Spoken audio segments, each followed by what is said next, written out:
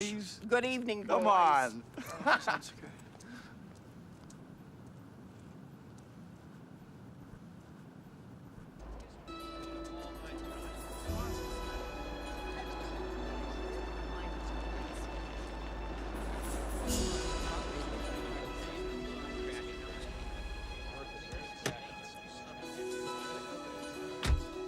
Mr. Trask is our fearless leader. A man of learning, a voracious reader.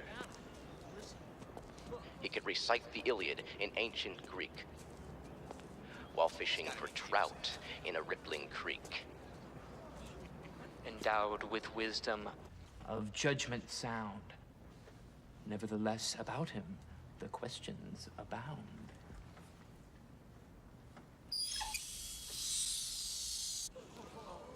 How does Mr. Trask make such wonderful deals?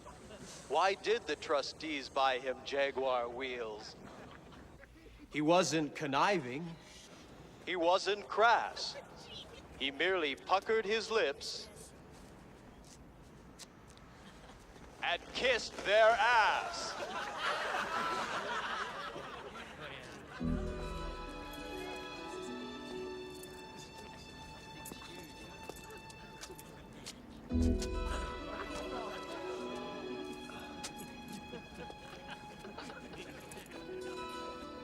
Come on. Come on.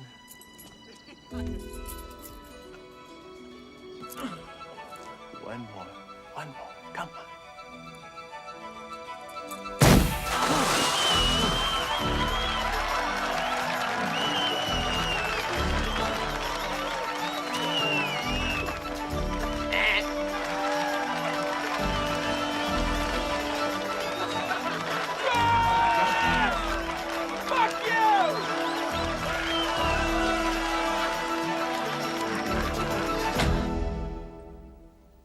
Mr. Sims, Mr. Willis. Mrs. Hunsicker says that both you gentlemen were at a vantage point last night to observe who was responsible for this stunt.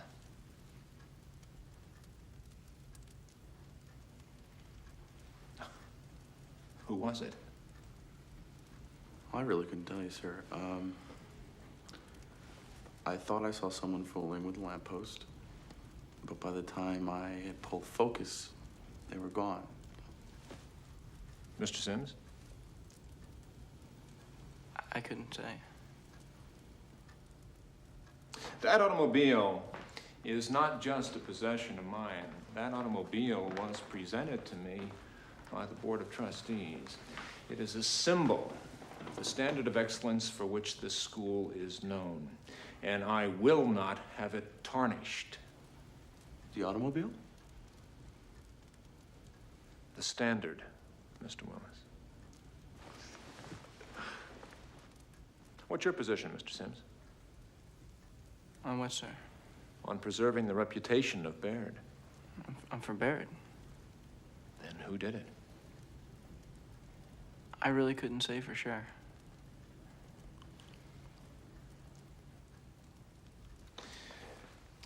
Very well.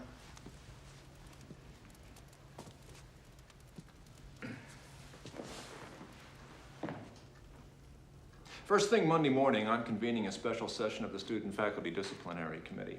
As this is a matter which concerns the whole school, the entire student body will be present. There will be no classes, no activities. Nothing will transpire at this institution until that proceeding is concluded. And if at that time we are no further along than we are now, I will expel you both.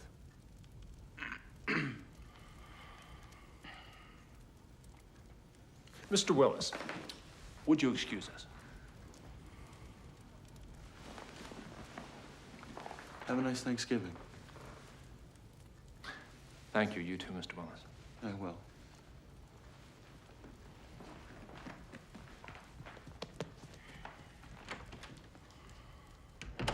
Mr. Sims, I'm not quite through with you yet.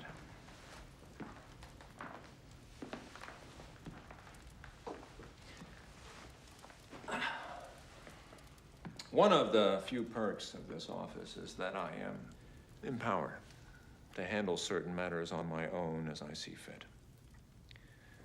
Do you understand? Yes, sir. Good. The Dean of Admissions at Harvard and I have an arrangement. Along with the usual sheaf of applicants submitted by Baird, of which virtually, well, 2/3 are guaranteed admittance, I add one name. Somebody who's a standout and yet underprivileged. A student who cannot afford to pay the board and tuition in Cambridge. Do you know on whose behalf I drafted a memo this year? Oh, sir. You. You, Mr. Sims. Now, can you tell me who did it? No, sir, I can't. You take the weekend to think about it, Mr. Sims. Good afternoon. What'd he say? Nothing. What do you mean, nothing? He said the same thing he said to both of us. He just said it over to me. You know what he's doing. He's good cop, bad copping us. He knows I'm old guard. You're fringe. He's gonna bear down on me and soft soap you. Did he try soft soap you? Did he? No. Chaz, I detect a slight panic pulse from you. You panicking? Yeah, a little. Why? You're on scholarship, right?